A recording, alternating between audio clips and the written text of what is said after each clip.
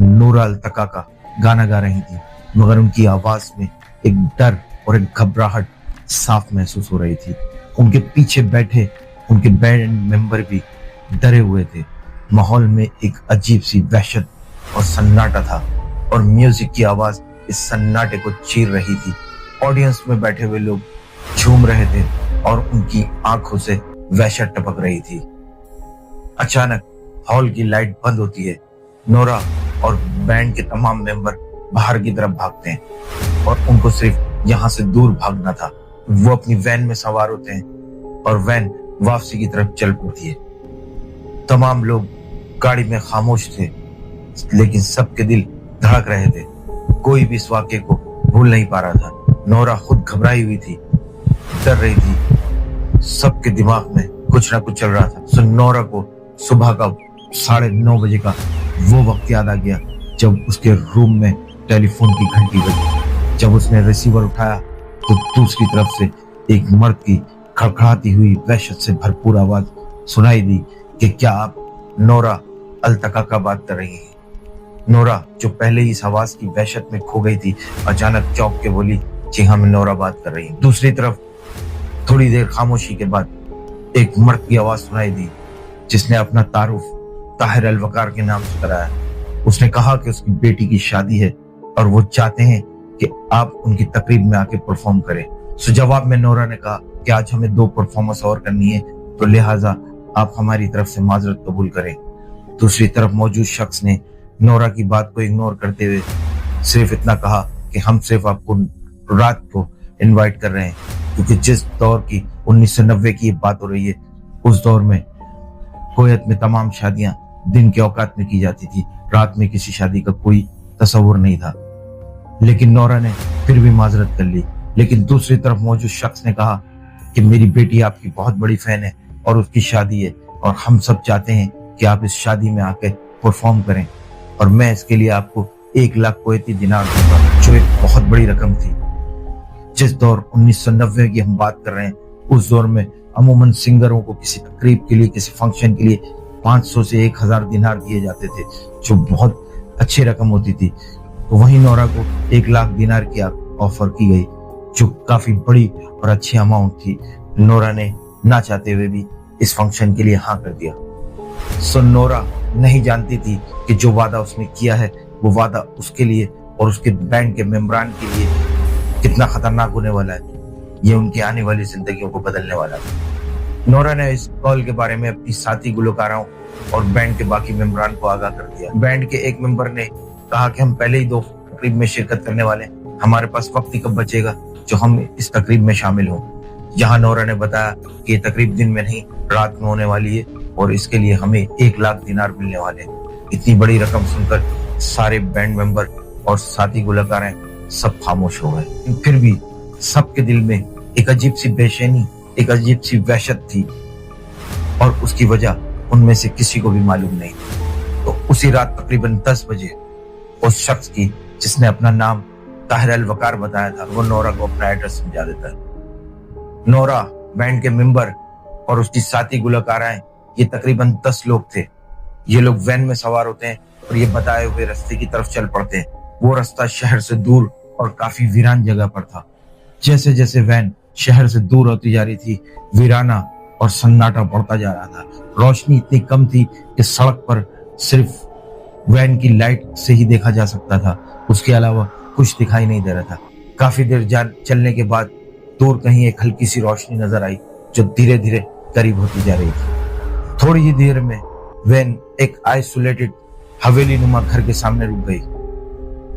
लेकिन जैसे ही इनकी नजर उस घर पे पड़ती है, ये सब के सब चौंक जाते हैं, क्योंकि वो घर और उसकी हालत देखकर ऐसा बिल्कुल भी नहीं लग रहा था कि यहाँ कोई शादी होने वाली है। घर पर एक अजीब सी वहशत और वीरानी छाई हुई थी। वो लोग सोच रहे थे, घबरा रहे थे कि हम कहाँ आ गए। इतने में एक शख्स उस घर से बाहर निकलता है और इनकी तरफ आता है और इनसे अपना तारुफ वो ताहिर अल वकार के नाम से कराता है। ये वही शख्स था जिसने नोरा को कॉल की थी और जिसकी सुबह नोरा से फोन पर बात हुई। तो ये इन लोगों को सबको घर में ले जाता है और फर्स्ट फ्लोर के एक कमरे में इनको ठहरा देता है। वो इनको फर्स्ट फ्लोर के एक कमरे में ले जाता है। वो कमरा खाली था। पुराने फर्नीचर और चंद पर्दों के सिवा उस कमरे में कुछ नहीं था। लाइट भी बहुत ही मध्यम जल रही थी। उस कमरे का माहौल भी उस पूरे घर की तरह वहशतज़दा ही था। वो शख्स वहां से जाने लगता है और जाते जाते वो नोरा से कहता है कि आप लोग तैयार हो जाएं, मैं कुछ देर बाद में आके आपको ले जाऊंगा। आपकी परफॉर्मेंस के लिए नीचे हॉल में बंदोबस्त किया गया है।